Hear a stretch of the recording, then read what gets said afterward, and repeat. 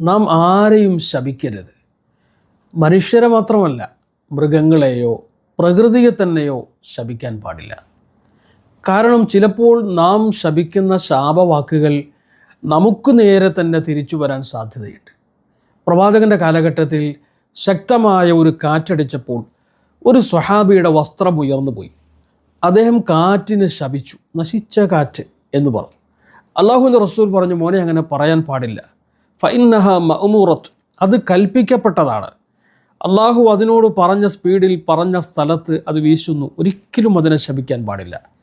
എന്നിട്ട് അവിടെ നിന്ന് പറഞ്ഞു, മൻ ലഅന ശൈഅൻ ലൈസ ലഹു ബിഅഹ്ലിൻ റജഅത്തിൽ ലഅനതു അലൈഹി. ആരെങ്കിലും ഒരു വസ്തുവിനെ ശപിക്കുകയും ആ വസ്തു ശാപത്തിന് അർഹമല്ലെങ്കിൽ ശപിച്ച വ്യക്തിയിലേക്ക് ആ ശാപം വന്നിറങ്ങുമെന്ന് അള്ളാഹുവിൻ്റെ ദൂതർ മുന്നറിയിപ്പ് നൽകി. പ്രിയപ്പെട്ടവരെ, മക്കളെ ശപിക്കുന്നവരുണ്ട്. നീ എവിടെ പോയാലും ഗുണം പിടിക്കില്ലെന്ന് പറയുന്ന ഉമ്മമാർ, നീ രക്ഷപ്പെടില്ല എന്ന് പറയുന്ന ഉമ്മമാർ, അതവരുടെ മനസ്സിനും ഭാവിക്കും ഏൽപ്പിക്കുന്ന മുറിവ് ചെറുതൊന്നുമല്ല. ഞാനൊരു സംഭവം പറയാം. ഹറമിലെ ഇമാം അബ്ദുറഹ്മാൻ സുദൈസ് പ്രസിദ്ധനാണ് അദ്ദേഹത്തിൻ്റെ ശബ്ദ സൗകുമാര്യതയും ഖിറാഅത്തും കൊണ്ട്. അദ്ദേഹം ഒരിക്കൽ പ്രഭാഷണത്തിൽ പറഞ്ഞു, ഞങ്ങളുടെ നാട്ടിൽ ഒരു കുട്ടിയുണ്ടായിരുന്നു. ഒരു വികൃതി പിടിച്ച കുട്ടിയാണ്. എല്ലാവരുടെയും മുന്നിൽ ആ കുട്ടി വികൃതിക്കാരനാണ്. ഒരിക്കൽ ഉമ്മ തൻ്റെ വീട്ടിലേക്ക് വരുന്ന വിശിഷ്ടാതിഥികൾക്ക് വേണ്ടി സ്പെഷ്യൽ ഫുഡ് ഉണ്ടാക്കി മൂടി വച്ചിരിക്കുകയാണ്. ഈ വികൃതി പിടിച്ച കുട്ടി അതിനകത്തേക്ക് ഒരു പിടി മണ്ണ് വാരിയിട്ടു. ഉമ്മയ്ക്ക് ദേഷ്യവും സങ്കടവും ഒന്നിച്ചെത്തി. ഉമ്മ പറഞ്ഞു, നീ മോനെ, നീ പോയി ഹറമിലെ ഇമാമാകൂ എന്ന് പറഞ്ഞു. ഇത്രയും പറഞ്ഞിട്ട് അദ്ദേഹം കരയാൻ തുടങ്ങി.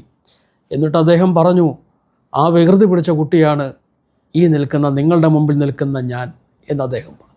ഒരിക്കലും എൻ്റെ ഉമ്മ എനിക്കെതിരായി ശാപപ്രാർത്ഥന നടത്തിയില്ല. അന്ന് എൻ്റെ ഉമ്മയുടെ പ്രാർത്ഥനാ ഫലമാണ് ഇന്ന് ഞാൻ നിങ്ങളുടെ മുമ്പിൽ ഒരു ഇമാമായി, ലോകം ശ്രദ്ധിക്കപ്പെടുന്ന ഇമാമായി നിൽക്കുന്നതെന്ന് അദ്ദേഹം പറഞ്ഞു. തുടർന്ന് അദ്ദേഹം പ്രവാചകൻ്റെ ഒരു ഹദീസ് ഓതിക്കേൽപ്പിച്ചു.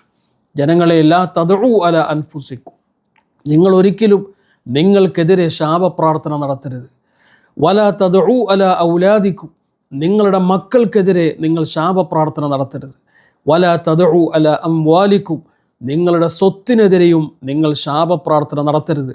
കാരണം ലാ തുവാഫിഖു മിനല്ലാഹി സഅതൻ യുസ്അലു ഫീഹാ അതാഉൻ ഫയസ്തജീബു ലക്കും, അല്ലാഹു പ്രാർത്ഥന സ്വീകരിക്കപ്പെടുന്ന ഒരു സമയമുണ്ട്. നിങ്ങൾക്ക് നന്മ തരാൻ പടച്ചവൻ ഉദ്ദേശിക്കുന്ന ആ സമയവുമായി നിങ്ങളുടെ ഈ ശാപവാക്കുകൾ ചേർന്ന് വന്നാൽ അള്ളാഹു അത് സ്വീകരിക്കും എന്ന് പ്രവാചകൻ്റെ വചനവും കൂടി അദ്ദേഹം ഓതി